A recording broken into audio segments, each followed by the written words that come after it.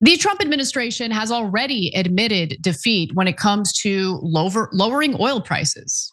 I'm not kidding. Wait till you hear his quote. Okay, so this is according to a stunning new report in Politico, which states the following. President Donald Trump has heard from Treasury officials about the near-term outlook for energy prices, which the department now sees as likely to remain above $100 per barrel for some time. Now, just for context, if you're wondering, well, what was the dollar amount per barrel prior to the war? It was $73. So to go from $73 a barrel to $100 a barrel is a pretty big deal. And we're all feeling it right now at the gas pump. And by the way, other countries which aren't as fortunate as the United States are already rationing gas. I'm not kidding. This is having a global impact. It's not just about the US. It's not just about Israel. It's not just about Iran. It's not just about the Gulf countries. This is having a ripple effect across the globe. And if you're suffering already, and you are, we all are because of the higher gas prices, take into consideration the countries that are not involved in this conflict in any way, shape, or form and how they're now forced to ration gas. It's insane. But the report, believe it or not, gets worse. So apparently President Donald Trump is either incapable of or uninterested in making sure the price of oil goes back down. And the report states that White House senior staff and administration officials are discussing the possibility that oil prices climb to a record of $150 or more per barrel. According to the person familiar with internal discussions, the administration sees $100 per barrel as a baseline and isn't ruling out the possibility of prices rising as high as $200 per barrel. Disaster, okay, total disaster. So allegedly, the Trump administration is planning on invoking more emergency powers to try to reduce the price of oil. Time will tell what he will do, how that's gonna look. But while Trump is indicating that he wants to basically withdraw from the US, involvement in Iran, and I don't know if he's actually gonna do that. He claims that maybe the US is even gonna deal with the Strait of Hormuz. Why don't our European allies go get their own oil? Why don't they deal with it themselves? Fact of the matter is that there are Gulf countries that are absolutely pushing for boots on the ground. So while Oman and Qatar are lobbying for diplomacy, which is the route that I think Trump should take, even though it's a more difficult route, Bahrain, Kuwait, Saudi Arabia, and the UAE are taking a completely different and very hawkish approach. So according to the reports, the UAE in particular has been the most aggressive and even willing to join a military operation to take control of the Strait of Hormuz. And while the UAE pushes the US to basically occupy the Iranian islands in the Strait, they're also pushing other countries in Europe to get involved. Not just Europe, by the way. They want Europe and Asia to assist in this effort of taking over and occupying the islands in order to have control of the Strait of Hormuz or take control away from the Iranians. And so I just want you guys to understand how difficult and complicated something like that would be and how much it would jeopardize the lives of American soldiers. Because remember, the IDF will not put any boots on the ground. The US is fighting this alone when it comes to boots on the ground. And so let's start with the former CIA analyst. His name is Larry Johnson. This guy is so tuned in to what's going on, and he does a really good job explaining why this type of mission would be incredibly difficult. Let's start with Karg Island. Take a look. The likely targets would be Karg Island up in the northeast corner of the Persian Gulf, and Keshem Island, which is right there at the bend of the Strait of Hormuz. This is bad. They're planning to do something, and they're involving the whole menu of the special operations community. And this is, when you're going to put your most skilled assets at this kind of risk, you better have a good plan. But the word circulating from those operators is nobody's done any damn planning on this. Seizing that island doesn't ensure that you're going to close off, open up the Strait of Hormuz. In fact, just the opposite. Yeah. If you seize Karg, the Iranians have already said, if you do that, we're going to mine the whole damn Gulf, not just the Strait, the whole damn Gulf. Not a single ship will be safe to move. So that's not good. And Iran was threatening to use the Strait of Hormuz as a choke point when it comes to the transport of oil prior to this war beginning. They had threatened to go after US bases in Gulf countries before this war started. And they did that. So when they make these threats, I think it would be important for the Trump administration to take them seriously. So that was Karg Island.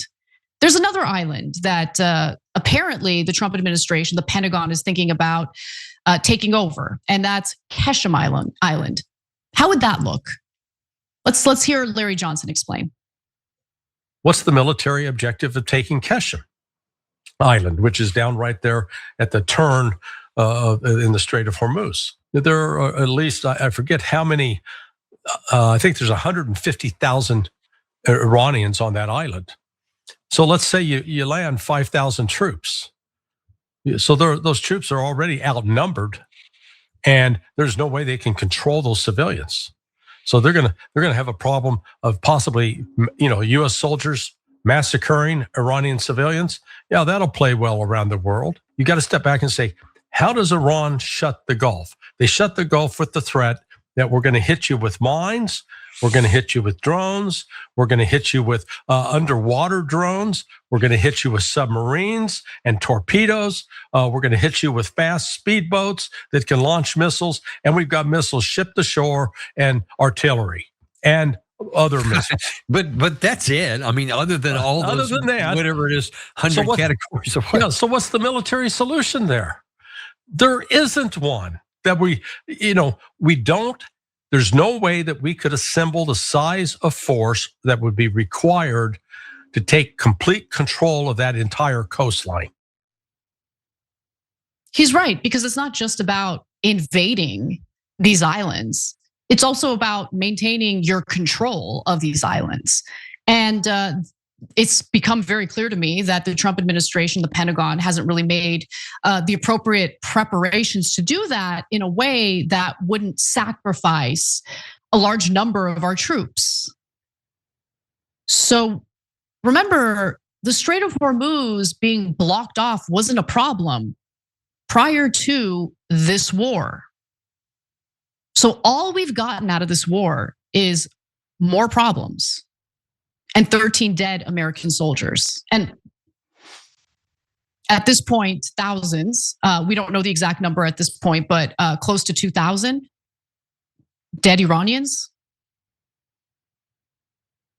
It's so dumb. And look, when it comes to the UAE, by the way, UAE, like, oh, you need to go occupy these islands and take control of the Strait of Hormuz. Like, I'm just so sick of foreign country. Like, shut up. I don't want to hear from any foreign leaders about what the United States needs to do, okay? What our soldiers need to do.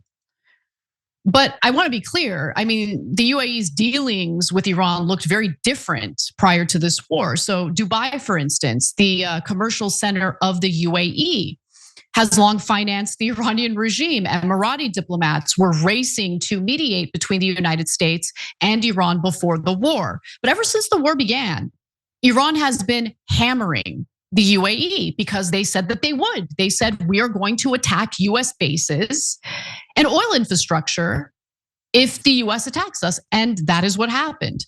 So after proceeding at a low level for weeks, Iran's missile and drone attacks on the Emirates have risen sharply in recent days, including nearly 50 ballistic missiles, cruise missiles, and drones Tuesday.